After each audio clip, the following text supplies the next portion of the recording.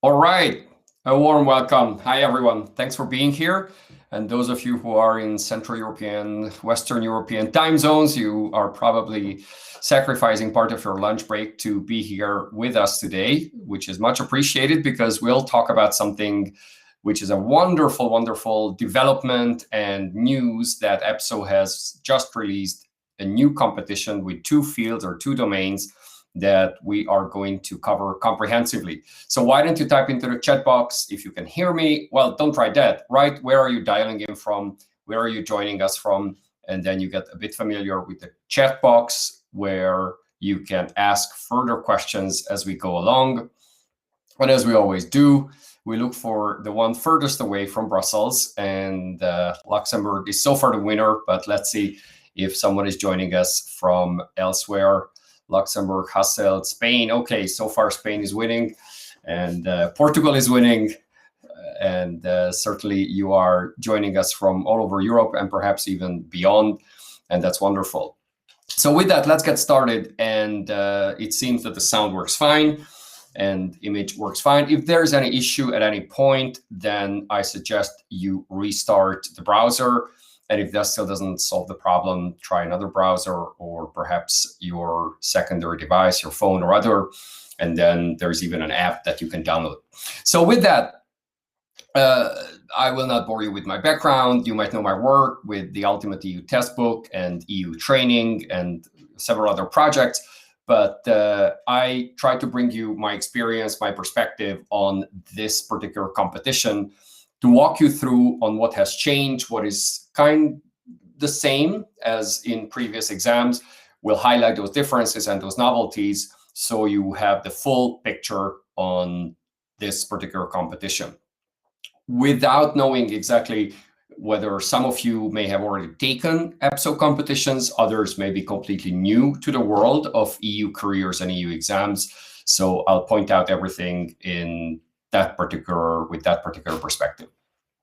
In case you miss anything, we will send you the recording and the slides, and there will also be a special discount code, which we normally offer right at the end of the webinar. But in this case, there is a bit of change, and I'll explain what exactly that is. So a few words about our company, and then we jump right into it. So we have an amazing community of current, former EU career and test taker interested people who many of whom, actually thousands, have already passed various competitions, whether it's a temporary or it's a permanent position that they gained as a result. And then there is a very robust and very active community on Facebook with various dedicated groups for each of the competitions that our clients, our candidates take. So that is something you might want to look up and join a relevant community if you are on Facebook, so you can share news and tips and ideas with your peers. And also on LinkedIn, we are trying to be more engaged and more active on LinkedIn, sometimes with promotions, sometimes with exclusive news. So if you are on LinkedIn, then make sure that you follow us. And then with lots of questions and lots of resources that we make available, some are paid, some are free, and webinars and methodology and various other resources. Let's look at this particular competition. So the EPSO AD 412 of 2024, Statisticians, which is the umbrella term for this exam, where there are two domains, as we'll see in a second, as most of you are certainly aware. So positions available, and the two domains that we are looking at here is, one is data and statistics, and the other one is macroeconomic statistics. So statistics is the umbrella term that unites these two fields. Certainly, you can only apply for one or the other. So you need to make a choice based on your background, based on your professional interests, and certainly based on your qualifications and work experience, which one you can apply for or which one you want to apply for. Now, if you have the luxury, based on these variables, to be eligible for both, that's great. Then you make your choice according to, you do some probability statistics as a first exercise, and you say, how likely is it that I'm going to pass one or the other, and how interested am I in the kind of positions one or the other can lead to. if your eligibility criteria, or not yours, but the eligibility criteria constrains you because you may not have the sufficient number of years of experience, or because you may not have that particular qualification that is required, then the choice is no longer a choice. You basically pick the one that you qualify for.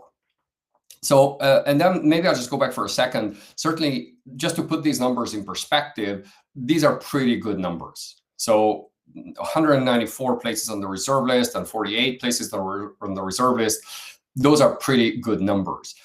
There is no guarantee of employment from the reserve list. But of course, running a competition of this kind is not a cheap matter, and it takes resources, human, financial, and other resources. So certainly, all the institutions have made their calculations. How many vacancies are they planning to fill in the next, say, 6 to 12 months, perhaps in a longer time frame? So they gave that number based on those estimates and based on their upcoming needs to EPSO to run a competition with these figures. So that is to say that this is not just some arbitrary number, but it's rooted in the actual needs of the various EU institutions. Where will you work? Well, it's essentially Brussels and Luxembourg. Certainly, there is a chance you might work elsewhere because the EU has various representations in basically all the capitals and sometimes even beyond. And then there are delegations around the world. And then there are EU agencies. But this is for EU institutions, whereas agencies, at least in a legal term, are not EU institutions.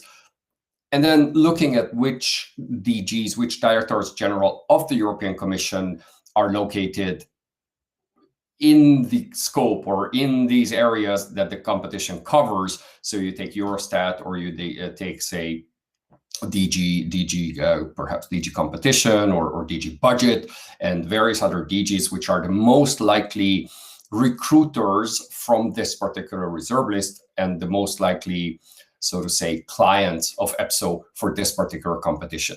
And where are they located? Brussels and Luxembourg almost exclusively.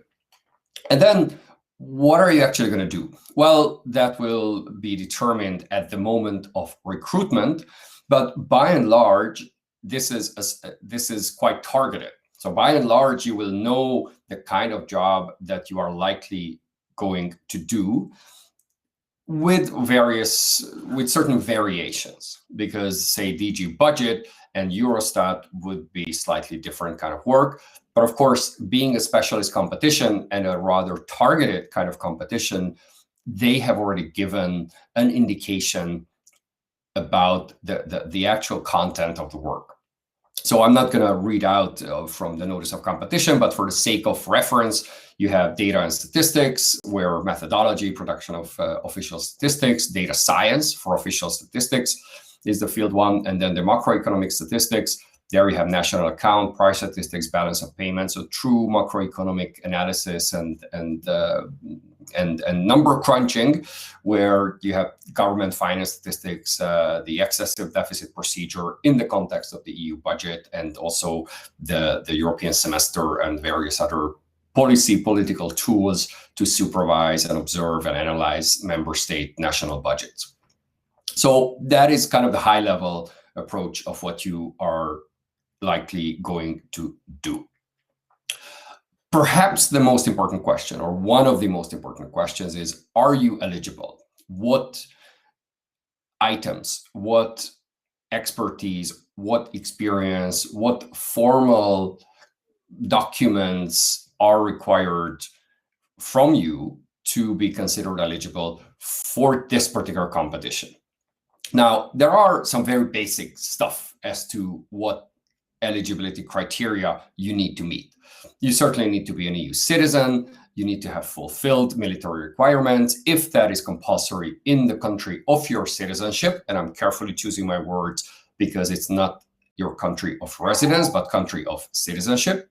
And then meeting the character requirements that are needed or necessary or required for the job, which can play a role in case you get a position which is very sensitive, or a position that is really that requires a certain maybe some screening or some clearance from national security services or other. And then the more tricky part, perhaps, are the specific requirements. Now, there are two of these. One concerns languages, and the other it refers to the qualifications and work experience. Now, let's take each of these one by one and see the various details and the more nuanced parts that you need to bear in mind, and also things to consider when you're making those choices. Now, there is this new tool, well, new to a certain degree, new, definitely has not existed for a decade, but I don't know, a couple of months, perhaps a year, which is called the EASI. So EASI, which stands for Experience Assessment Survey Instrument. So that's quite a mouthful. So Experience Assessment Survey Instrument. And that broadly, it's used to try to minimize the unnecessary work that might be triggered or that might be required by candidates who otherwise are either not that motivated, may not qualify, just simply those who are quite obviously not a good fit or not eligible for one or the other profile. So that is a sort of a screening tool, but there's certainly no formal elimination on this basis. It's more for you to say, okay, am I truly eligible, or should I really apply, or am I committed, am I motivated? So you have a couple of questions over there. Say, do you enjoy rights as a citizen of the EU, and maybe you're British, and unfortunately the answer would then be no. But as long as you have a European passport or EU passport, the answer would be yes. So basically it's a screening, a self-screening tool, pretty straightforward, not much to say about it, but it's something that you'll need to do. Language rules. For those of you who had already taken or tried an EPSO competition before, and by before I mean even a couple months ago, though there was a long pause from EPSO competitions being launched, so more practically speaking, until last October, when EPSO froze the launch of new competitions. So if anyone had applied for any competition prior to October 2023, you may have had a different language or linguistic regime, where they typically would have one language that is one of the 24 official EU languages, and the other could be English, French, or German, sometimes only English and French, sometimes English, French, German, Spanish, Italian. There were different variations, but those were often challenged in court for linguistic discrimination. So what you have right now is you need to speak, write, be quite, let's say, fluent / comfortable in two languages, not on the same level, but at a relatively high level. The interesting thing here is that both languages can be any of the EU's 24 official languages, regardless of the citizenship. So no matter what citizenship you may have, as long as it's an EU passport, you are required to speak at least two official EU languages. And these two need to be different. Hence, language 2 is from the 23 and language 1 is the 24. For the sake of example, if you speak Lithuanian and Portuguese, that's just as good as speaking Spanish and Finnish. Any combination can work, as long as both languages are EU official languages. It's a bit tricky because to get an employment, ultimately to be recruited, almost certainly you need to speak English and or French. So at least one of those two, and I dare to say English is now more widely spoken and used inside the institutions, and especially in this particular field, than any other language. But that is not tested, and none of the exams are actually run in English. So that's an interesting case where the exams themselves are run in those languages, and English is not actually tested or looked at in the process of the selection procedure.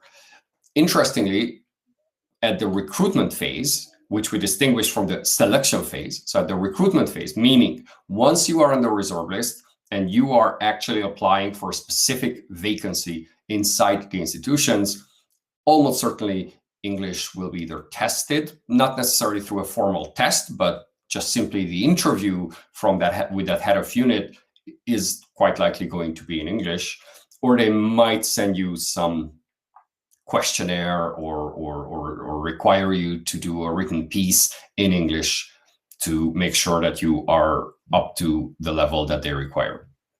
So those are the language rules. Fairly straightforward. I don't think there is a lot of complication or different details that I need to add on top of that.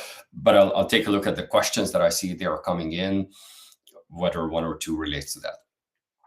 Let's take a look at the qualifications before I look at the questions that have come in so far.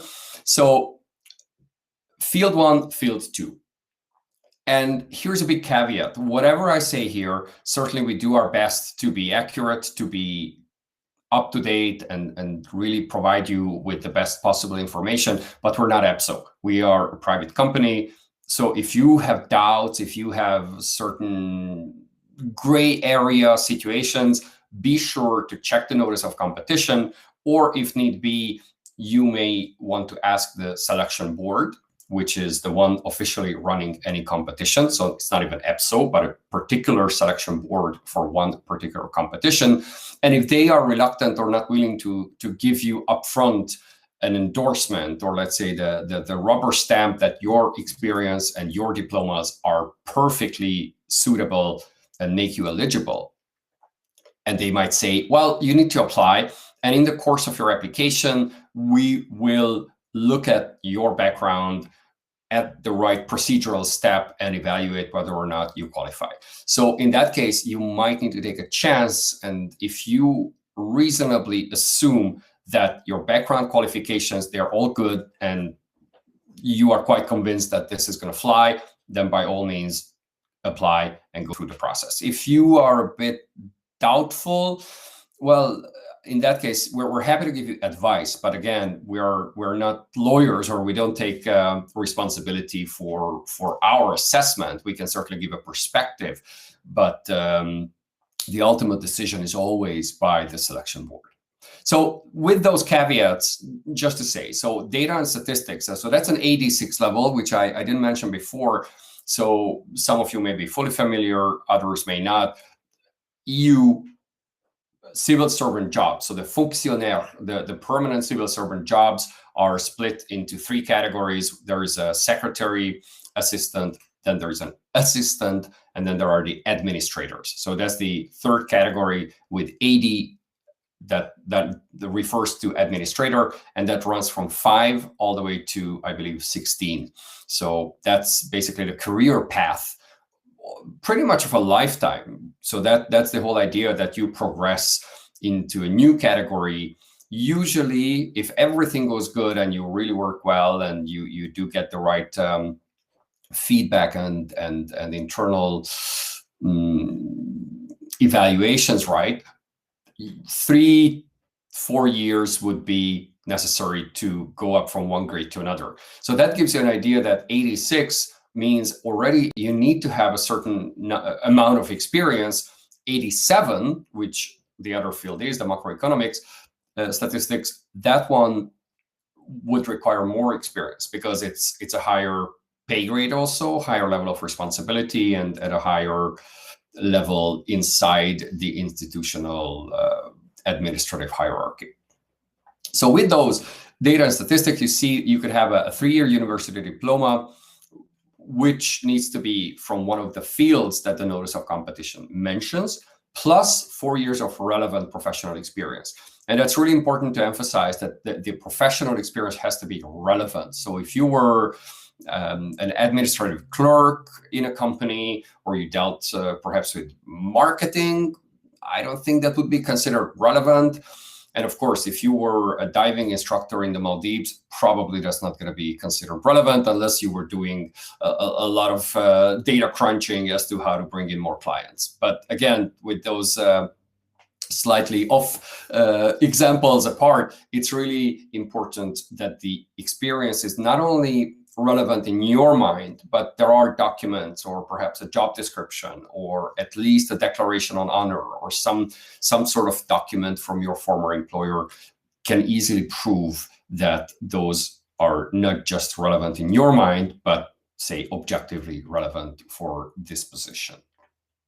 Another combination of the degree and the experience would be the 4-year diploma and 3 years of relevant experience. So again, if your degree, say it's a master's, that I think by definition would qualify as a 4-year degree, perhaps even 5 years, because you did a BA and then an MA, plus 3 years. So in that case, your experience, your relevant experience, can be shorter. And it doesn't need to be right after your degree. And it can be even on a longer time span. Say you have 10 years of work experience, of which at least 3 years need to be relevant for this particular competition. And then there's the third scenario where you have a 3-year degree, which is different. So it's not among those that were listed or that are listed in a notice of competition, but then you need to have more work experience. So you could have studied linguistics for that matter, but then having 6 years working on truly relevant tasks and assignments. Again, make sure to always check the notice of competition, and you'll see whether the timing, I guess the degree is fairly straightforward, but the timing or the duration of your degrees, of your work experience is what truly matters. Now, the second field, so macroeconomic statistics, that's an 87 level, as I described earlier. So the numbers are somewhat different. So it's a 3-year degree, relevant degree, meaning in statistics, mathematics, economics, or business administration. So me having an original degree in law, another one in public and European studies, public administration, that will not qualify. So that's not business administration. And even though I had statistics and mathematics in my studies, but it's not my primary degree, not even secondary degree. Plus 7 years professional experience. So in this case, the requirement is longer. And similarly, quite a parallel, quite a similar logic as to the previous, where the numbers are slightly different. So it's 4-year degree and then 6 years experience, or you could have 3-year degree other than the fields, but then 8 years. So take my personal example. This scenario, so the third one, I might as well qualify because of my underlying degree has nothing to do with those areas.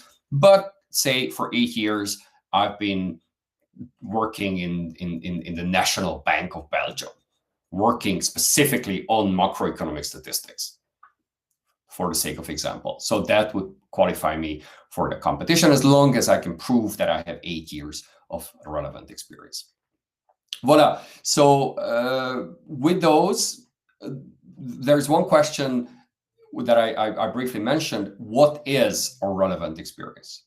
And they give a definition. It was acquired in one or more of the areas, and it's related to the activities listed in the notice of competition. And it's an and, not an or. So you need to make sure that you read those activities and say, okay, did I really do those kind of jobs? To refer back to my previous example, even if I worked at the National Bank of Belgium, but I was, say, in the marketing department that had not much to do with the actual core analysis or macroeconomic statistical work, probably it would not, or almost certainly it would not qualify as relevant. So before we look at the next part, let's look at some of the questions. So do you think a PhD in epidemiology can satisfy the requirements for data and statistics? I guess it depends on what your analysis or what your PhD would cover. And again, I would need to look at what your underlying studies were. Maybe you studied medicine. That may not be satisfactory. But then if you're a statistician and with epidemiology, you looked at public health and health statistics, then it could be. So I think this is exactly the kind of case that we need to be analyzed more substantively and looking at what you actually did, or you looked at, or which angle you were using, because just simply looking at the word epidemiology does not necessarily give me enough information to know whether that would satisfy the requirements or not. All right. And what is tested in a written test, except for written communication? We'll get to that in short order. So that will be covered. And then, can the experience be only in data but not statistics? My understanding is yes, because in the first field it's data and statistics, and I don't think it's a realistic expectation that someone, let's say you deal with big data or you work for a software company where you did this kind of work, it seems to qualify for this, even if you, strictly speaking, your work may not have those kind of statistic related tasks. So again, needs to be looked at in more nuance. So it's hard for me to on the fly and say, okay, this will qualify and this may not. Okay, is it true that work experience in private companies will not be taken into account? So it says, because notice of competition says the professional experience must be related to one or more of the following activities undertaken within an official statistical body or research policy institution. Well, I think research policy institution is a reference that may be subject to interpretation, because when you say official statistical body, yes, that does sound like a public sector only, but official, let's say research policy institution, yeah, what format they might be working, or maybe they are privately supported, but the kind of work they do, I think there is more room for maneuver. So again, to tell you on the fly and give you immediate advice whether or not someone might qualify or not, yeah, I'd rather refrain from that. And regarding work experience, do you believe that the profile on macro, so second profile, the experience of economists more used to analyzing data rather than to elaborate it will be valid? Okay, so analyze data then elaborate it would be valid. My understanding is, I mean, analyzing and elaborating doesn't seem to be so different for the sake of deciding whether you are eligible or not. And again, I see many questions coming in about degree in physics and master in photonics and PhD in physics. Would I be eligible? Again, this is not the purpose right now, but if you have those questions, send it over. And we have an expert who recently joined our team, Luke, who used to work at the Commission and more specifically at EPSO, and he's much more knowledgeable into the mindset of how this is actually looked at from the selection boards and from EPSO's perspective, the eligibility. So better send a message with more details through our customer emails or customer support, and then we'll look at it at more great depth. Next, why is this a great opportunity? I probably don't need to preach to the converted, but it is a great opportunity for many ambitious Europeans, because the job itself comes with a lot of benefits. So health insurance, European school access if you have children, and the salaries are pretty attractive as well. We have a salary calculator on our website, so you can play with it and do the different variables and see what it gives depending on your personal circumstances, where you might be moving to Luxembourg or Brussels from, because you might be eligible for an expatriation allowance depending on where you move from, or if you're already there for some time. And we did just a basic simulation saying which salary step, which grade for the 87, so we're second profile, which came to 6,700 euros salary net. So in almost all parts of Europe, that is considered a very attractive salary. But aside from that, there is certainly the aspect of the kind of work that you do, the environment that you are performing that work is very, very well organized, so to say, because you are part of the institutions, and especially in these fields where that's your profile, that's your background, you can do very deep, meaningful work. And I think that's an aspect that goes beyond the salary and the other material benefits.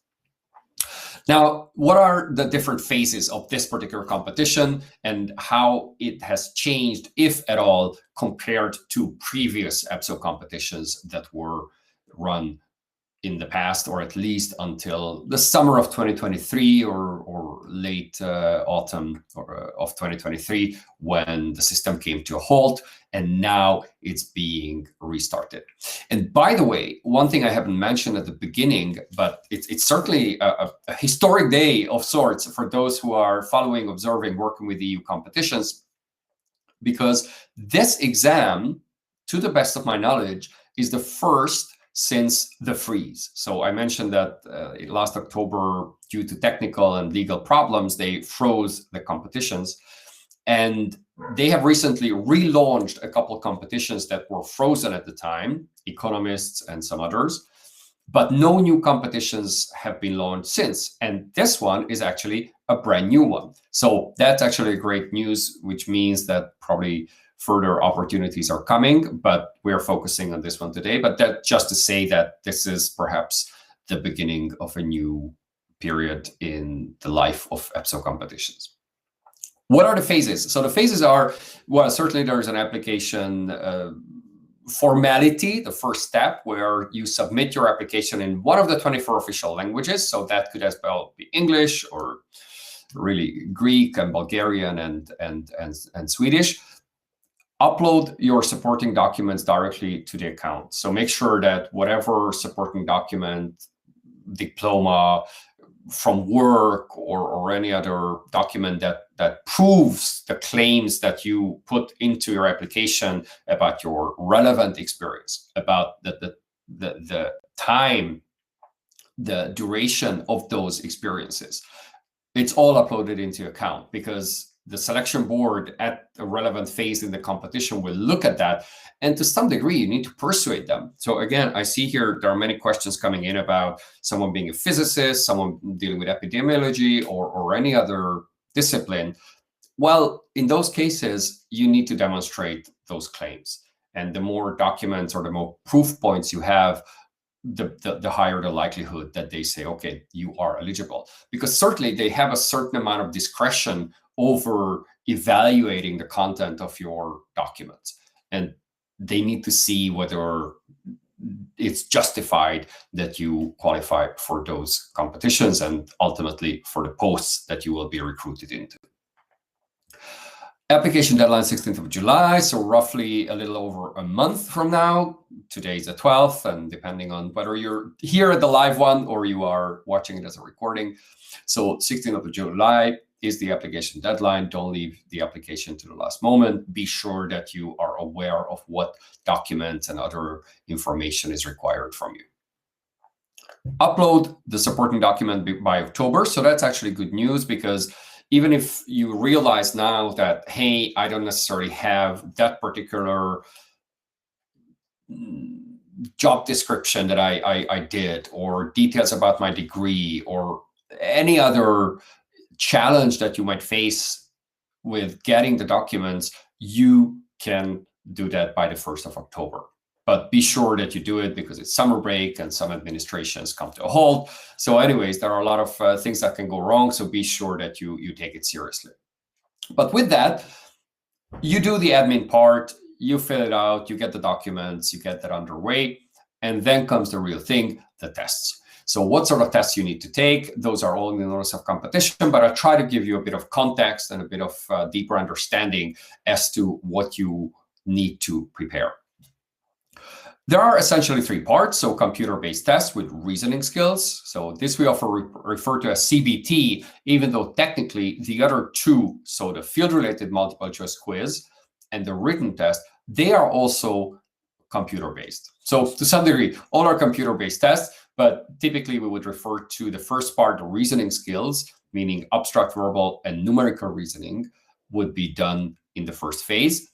Then you have a multiple choice quiz with those field-related questions. So depending on the first or the second profile that you have chosen, you will have very dedicated and knowledge-based questions. These are not tasks, so you are not required to apply any of the knowledge that you possess. It's really on choosing the right answer, usually from 4 options related to the knowledge base in that field. And then you have a written test, which I'll describe in a moment what that actually looks like and what that actually is. So all of this happens on a single day and pretty much in a single sitting. Well, you can go to the bathroom in between, but roughly this would take roughly 2 hours. And I haven't added up exactly the timing, but let's say within a span of 3 hours, you'll be done. So it's not that you need to take on different dates or organize yourself in a way that might be very logistically challenging, but you have a 3-hour time span, a 3-hour slot when you get all of this done. One interesting thing in the way the competitions work today is that there are no interview or oral exam or any similar presentation style phase in the competition at all. So that was completely discontinued last year when they reformed the system. So currently everything happens on a computer. And this will take you, as we'll see in a moment, until the reserve list. So when you are applying for a specific job, so the competition is over, you are on the reserve list, that's when the actual recruitment phase comes. And there they will almost certainly interview you. But again, that is not part of the competition itself. That is for a specific vacancy that they are looking to fill.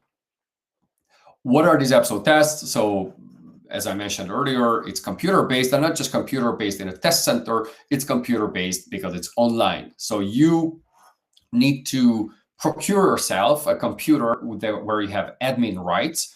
And this was an open question whether the new test provider or the new IT partner that EPSO is or will be working with, will they also require that you install a software on your computer?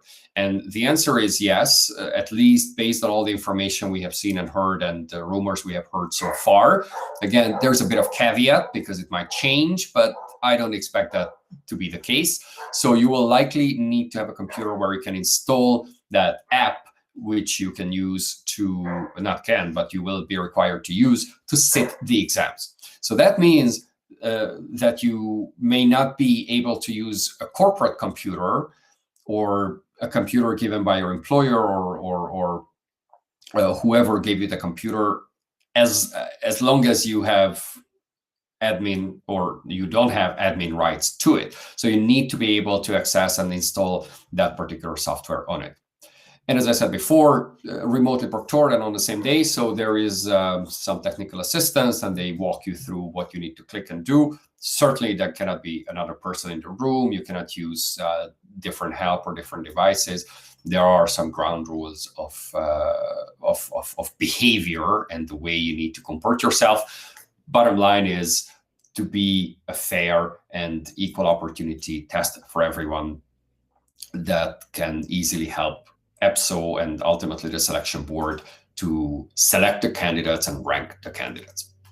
Voila. Computer-based test, just very briefly, it's done in language 1. So that may inform your choice of language 1. Language 1 should be a language, assuming you speak multiple languages, in which you can process information very quickly, that you can read and find the correct answer to the verbal, abstract, and numerical reasoning. So say passively, you can take in information in that language very quickly. There are some differences between the languages. Let's say French tends to be longer than English. So perhaps if you really speak both languages equally well, then English might be a better choice because it tends to be a little more straightforward. Again, if you have done your studies in Paris and you dream in French, well, then maybe French is a better choice.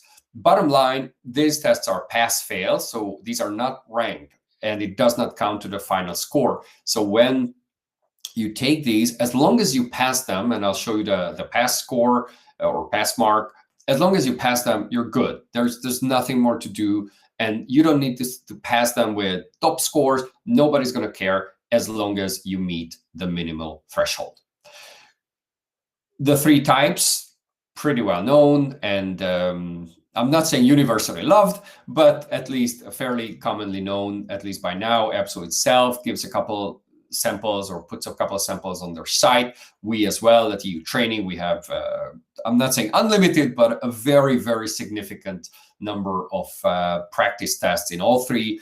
And for verbal reasoning, we offer that in 24 languages. So you can practice no matter what your language might be.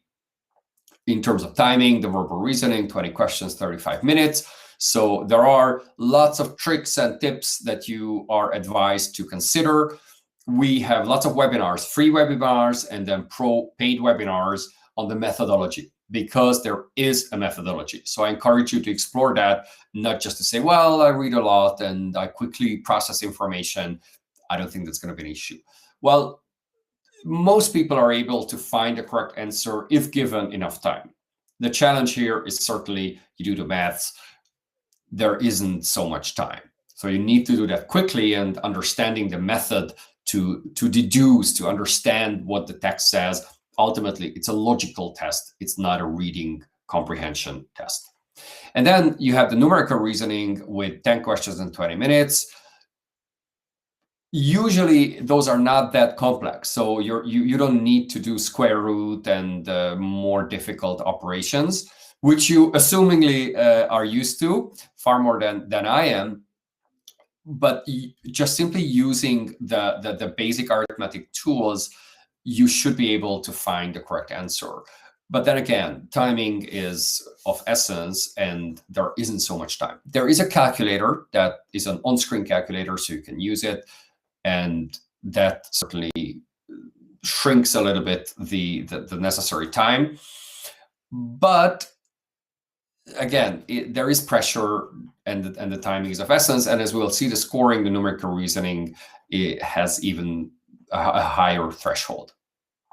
10 questions and 10 minutes for the abstract reasoning. And often that tends to be the most challenging, because there are these shapes and figures and everything that just often take more time to find the logic in than in 1 minute per question. So that requires quite a bit of practice as well. And the interesting thing, or maybe perhaps not interesting, and a logical thing, because we're talking about data and statistics, so everything is about numbers, the pass mark for the numerical reasoning is higher. So it's 60%, so 6 out of 10. Whereas for the verbal and abstract, the combined pass mark is 15 out of 30. So you look at the numbers and say, well, if I get all the verbal reasoning right, or at least 16, or well, for that matter, 15 verbal reasoning right, and all the abstract reasoning I completely mess up, you can still pass. So as we said before, there is no ranking. So it's not that you need to be among the top performing candidates for these particular tests. All you need to do is pass it, but you want to be sure that you actually pass it. You probably don't want to risk that you're just on the line.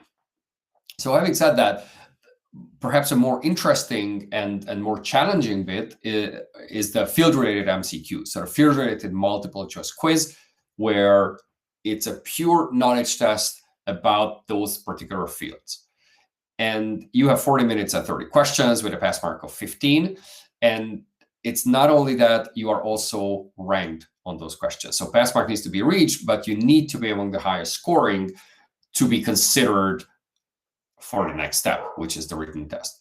So it's not only passing, but passing with a great grade or a great mark, good points. And the ranking actually determines whether the written test is scored, so you get to the next stage, and ultimately you get to the reserve list.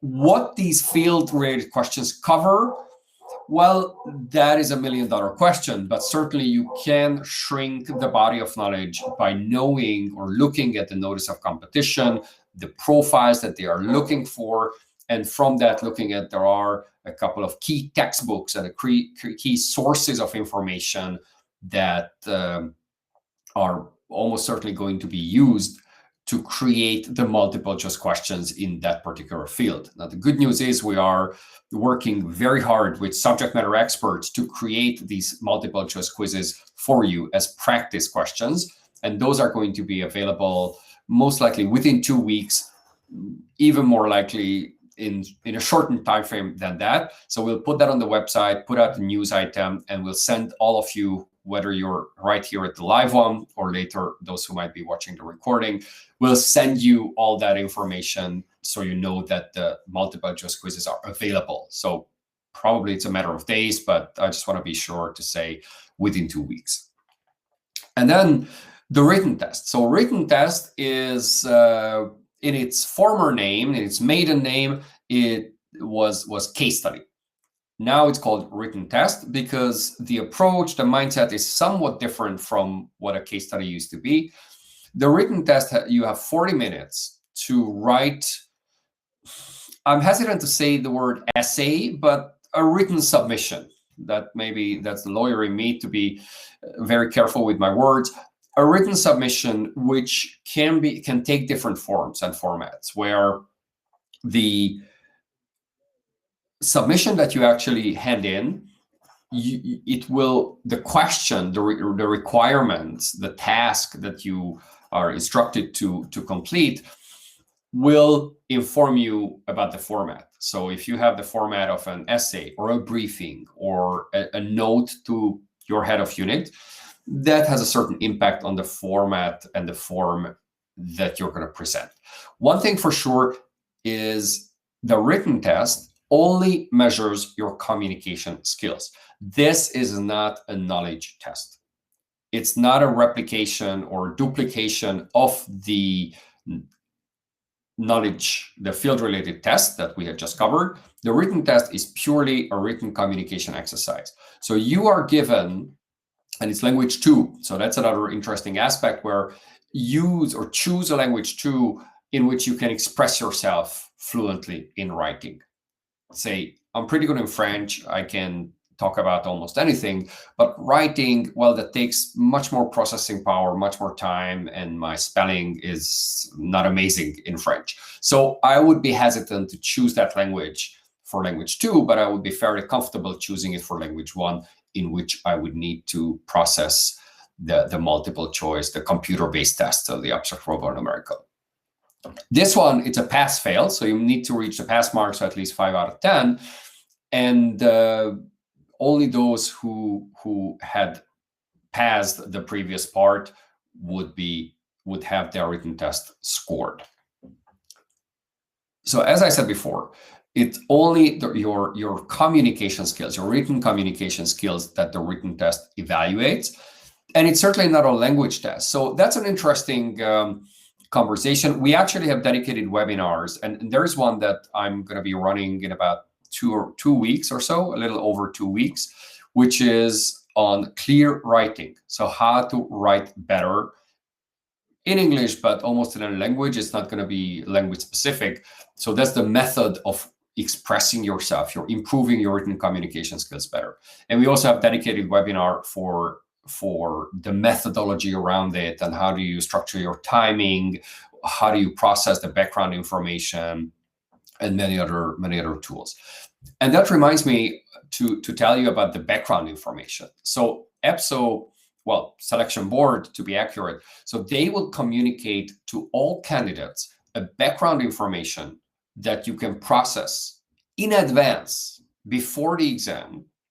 And at the exam, you are given that same information that you will have looked at by then, so you can answer the questions much more easily and within that 40-minute time frame.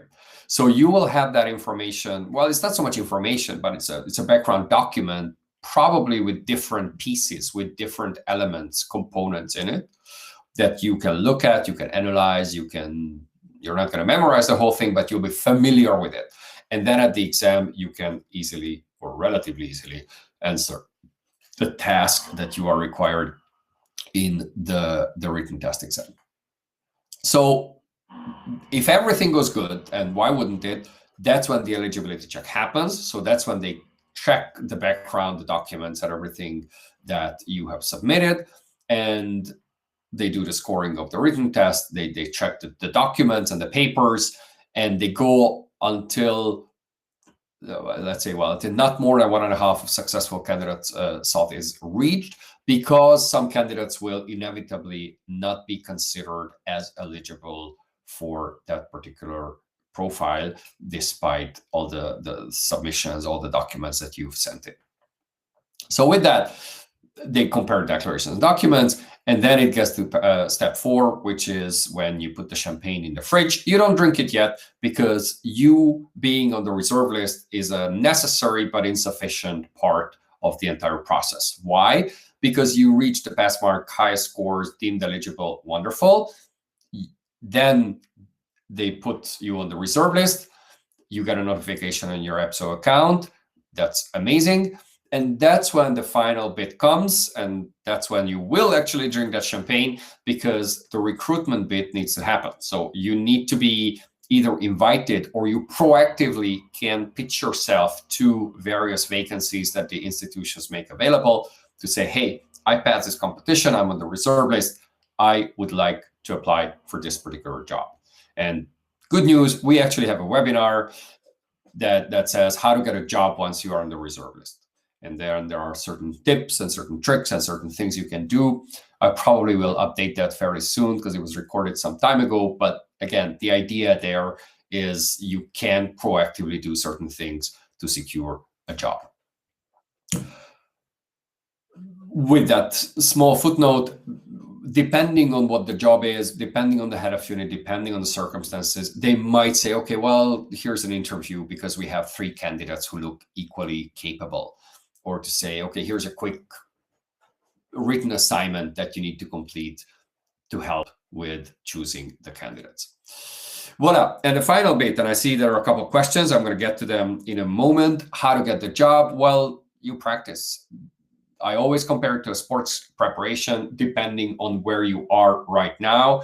If I were to run a marathon, I would probably need to practice for 10 to 12 weeks, because I'm just not practicing for that. My mind is different. I do different sport, not exactly that kind of preparation. So where are you now? Maybe it's the written communication where you feel a bit uncomfortable. Maybe it's the abstract reasoning. A lot depends on your current state, but generally we recommend that amount of preparation. And regardless whether you practice an hour a day or 10 hours per week or 3 hours per week, just be consistent, have a certain methodology, have a certain rhythm, have a certain plan according to which you prepare. You might be asking, when is the exam? Most likely not before late September, perhaps even more likely, I'd say October at the minimum. So in the summer, almost certainly it's not going to happen, and early September neither. So you have quite some time, and vacations and everything coming up, but still you do have quite a bit of time to prepare. But the persistency is being persistent is really important, and doing simulations, perhaps create a study group, perhaps talk with friends or colleagues or peers, others who may on the face of it be competitors, but you can share preparation resources. You can point each other to textbooks or other resources that you find valuable.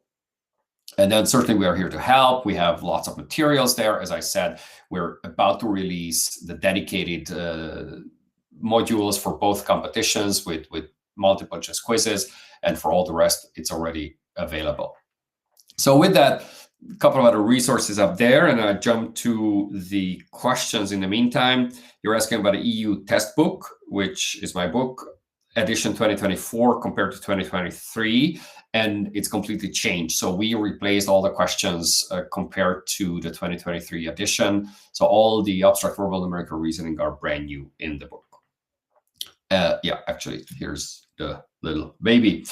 And by the way, there is a Facebook community that you might want to join, as long as you're on Facebook, with colleagues, competitors, peers, others with whom you can have conversations and discuss the exam. So I'll leave this one with the practice test up there for a second while I jump into a couple of questions. What about work on a trade association eligible? So again, question on what eligibility circumstances are there. So I would not immediately address that particular question.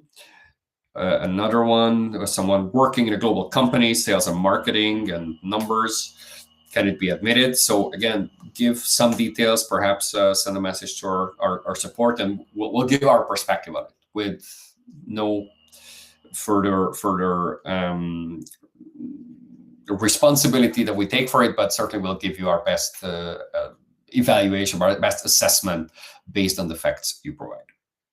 Regarding language for the written test, is it better to choose native language, non-English, or English, which is the working language of a person?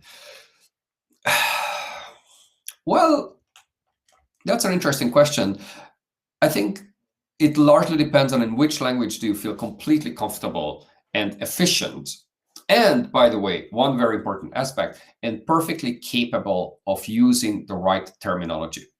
So despite a written test not being a knowledge test in which they test how much you know about macroeconomics or data science or statistics, it's going to be around that. So that is going to be the frame and the background that you need to process. So for instance, I probably would, if it's about an EU topic, I probably would choose English because that's the language in which I work.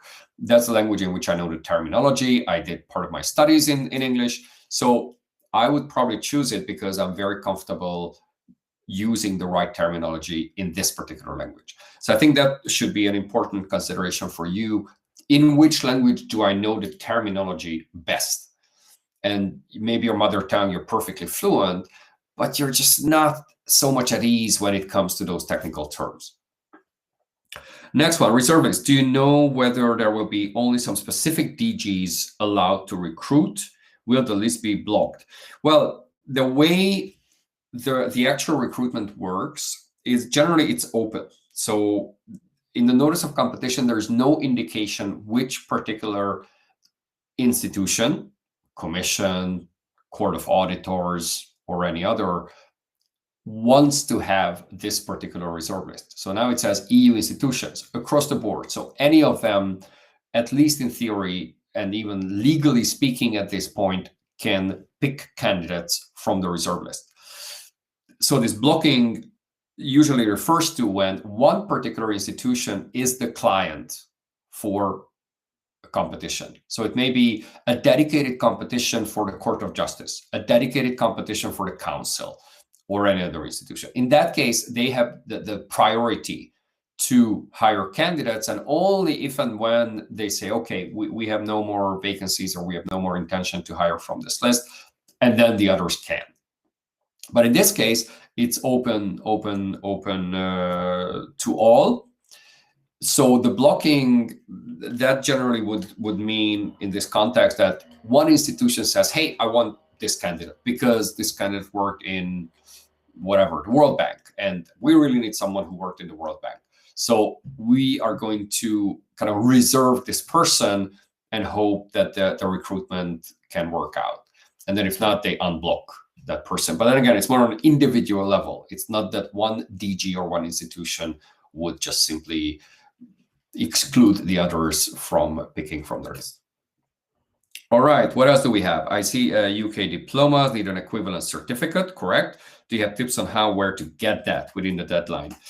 Off the top of my head, no. I would just probably Google around, ask a ministry. So again, depending on what EU citizenship you have, I probably would advise you to look for the Ministry of Education that deals with such things and ask them what process or procedure they have in place to do the equivalence for your UK degree. Probably that would be my first piece of advice. Unrelated bachelor in statistics. Okay, that's about eligibility. What's the written test except from written communication? For instance, do I need to write a report, provide solutions that are scientifically comprehensive? So we have, my colleagues will hopefully help me out. We have created some resources and which give some indication about the different formats of what's a report, what's a note, what's a briefing. So there's different formats. I'm a little hesitant. I don't know if we give it as part of our package when it comes to the written test coaching and training, or it's a different format. But we give that kind of advice as to the what's expected in those different genres of documents. but it will be communicated to you in the written test assignment, and to say, write a briefing note for your head of unit in this particular matter based on the following criteria. So that will be given to you. So again, we'll look into that in terms of these different formats of because we certainly developed it, but I honestly don't recall off the top of my head right now in how we put it out there and in which format we made that available. But now that the exams are restarting and the written test has already taken, we might say, final shape, so we will revisit the different materials we offer to help your preparation specifically for the written test. So not just the two webinars I mentioned, the one which we called case study, but we'll do a new version specifically for written test. Another one that's already been announced, I think it's the 2nd of July, but anyways, you'll see it on our website, for clear written communication. And there are also coaching services and others for candidates if you want to dig deeper. And then we have this resource about the format. So we'll look at that, how we package that on our website. Okay, a couple other questions I see, which I may not have addressed, though we're trying to do that. Some are into, again, eligibility issues, work experience, notice of competition, Okay. And then I can't immediately see. Okay, here's the quiz. So testing knowledge in the field. We'll focus on the policy aspect of data and statistics, or on technical knowledge. I think it's both. So I think it's both, where the EU aspect of these fields will be required to know, and technical knowledge as well. And I'm basing my answer on what happened with the economists, where there was a lot of textbook style questions. So there were a lot of questions on what does this particular concept mean in practice, or let's say what is this particular framework or this particular definition, what does it refer to? So it's the kind of stuff that you learn at university in these particular fields, and along with the EU policy aspects. One thing is for sure, what is not going to be required is applying this sort of knowledge. So to say, okay, calculate something, or do this sort of, apply this immediately and see what comes up. So that would be more of a reasoning type of test, and not a knowledge test. But the multiple choice quiz for the knowledge in the field is a knowledge test. So with that, I mentioned that there will be the follow-up as soon as the questions are released, which I'm hoping will be in less than 2 weeks, probably much less than that, much quicker than that. We'll give you 20% off for listening to this, for bearing with me all the way, which is much appreciated. So I think all that's left for me is to thank you for your time, for your attention, and thank the team, Jofi and Rita, and everyone else who contributed for helping put together this webinar. If you have any follow-up questions, let us know. As I said before, with eligibility, we'll try to guide you or give you our perspective if we have sufficient information from you, but no promises given, because ultimately it's the selection board that needs to give their verdict as to your eligibility. So with that, thanks for being here. And then there's no code for the 20%. I see Salome asking. So that will be communicated when the questions are released. So the data and the macro are released. We'll send that to you along with the 20% code off that you can use. So thanks very much again for being here. All very good. And to be continued in due course. Wishing you good luck. Make sure to apply on time. Thanks for being here.